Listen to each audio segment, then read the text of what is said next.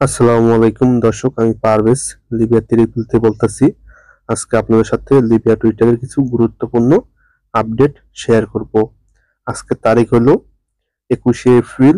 Libya টুইটারের update বিস্তারিত জানতে আমার ভিডিওর সঙ্গে থাকুন। প্রথম যে আপডেটটা, ইউরোপীয় সংস্থা জানাইছে যে উদ্ধারকারী সংস্থা জাহাজ সেওয়াস-5 তারা গতকাল বিকেলে ভূমধ্যসাগর থেকে তারা 90 জন শরণার্থী উদ্ধার করছে উদ্ধারকারী সংস্থা জাহাজটি। এটা হলো উদ্ধারকারী সংস্থা জাহাজ সেওয়াস-5, এটা তারা প্রকাশ করেছে। তারা এই শরণার্থী উদ্ধার করে তাদের শিবিরে রাখা হয়েছে। দ্বিতীয় নম্বর যে আপডেটটা, উদ্ধারকারী সংস্থা জাহাজ জাহাজ লাইফ সাপোর্টার উদ্ধারকারী সংস্থা জাহাজ সেওয়াস-5 তারা যৌথভাবে যে তারা গতকাল খারাপ আবহাওয়ার ভিতরে গতকাল রাতে তারা ৭৬ জন শরণার্থী উদ্ধার করছে।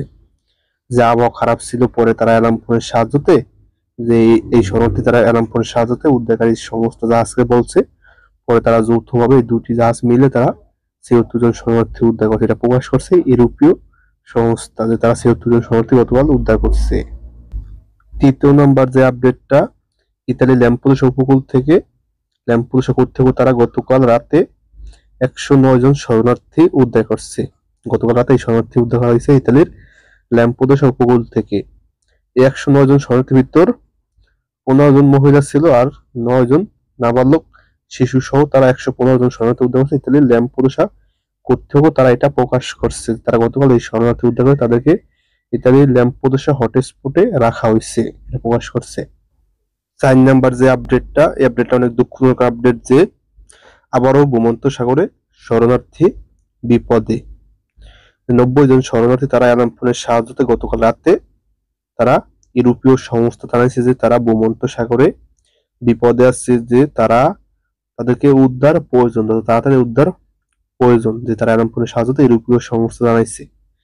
কিন্তু যে এখন বর্তমানে সাগরের আবহাওয়া খারাপ হয়ে যেতেছে, যে ত্রিপুলির আকাশে অনেক ত্রিপুল আকাশে মেঘ আছে, পরে হলো অনেক বাতাসের কারণে যে জানি না যে আল্লাহ পাক তাদের কপালে কি রাখছে, যে সাগরের আবহাওয়া তার খারাপ থাকবে। যে ধরেন উপকূলে যদি অনেক ঢেউই থাকে, বাতাস থাকে, তাহলে সাগরে তো অনেক বাতাস থাকা বেশি হয় বাতাস। তার অনুযায়ী সবাই দোয়া করবেন যে ৯০ জন শরণার্থী যেন তাড়াতাড়ি উদ্ধার হয়। যে ৩টি আপডেট ভালো ছিল, কিন্তু একটাই আপডেট খারাপ, দুঃখজনক। সবাই দোয়া করবেন তাড়াতাড়ি যেন এই ৯০ জন শরণার্থী উদ্ধার হয়।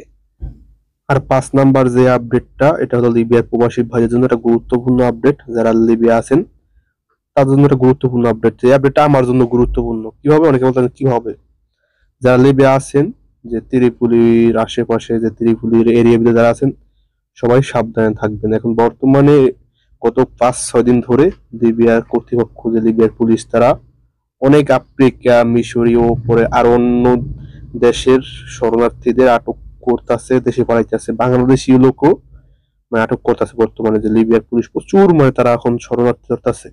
মানে কি বলবো, যে রাস্তাঘাটে কোনো বর্তমান রাস্তায় কোনো আফ্রিকান কোনো লোক দেখা যায় না। আগে মানে গায়ে গায়ে টাকা লাগতো, কিন্তু বর্তমানে এদারিন কোনো লোক বর্তমানে দেখতেছি না রাস্তাতে তারা হাঁটতেছে, কোনো কাম কাজ করতেছে। তার জন্য বলি যে যারা লিবিয়া আছেন, আপনারা যে যা আছেন, যে কোম্পানিতেও আপনারা সবসময় সাবধানে থাকার চেষ্টা করবেন। এটা দাও লিবিয়া প্রবাসী ভাইদের জন্য এই কথাগুলো বলা।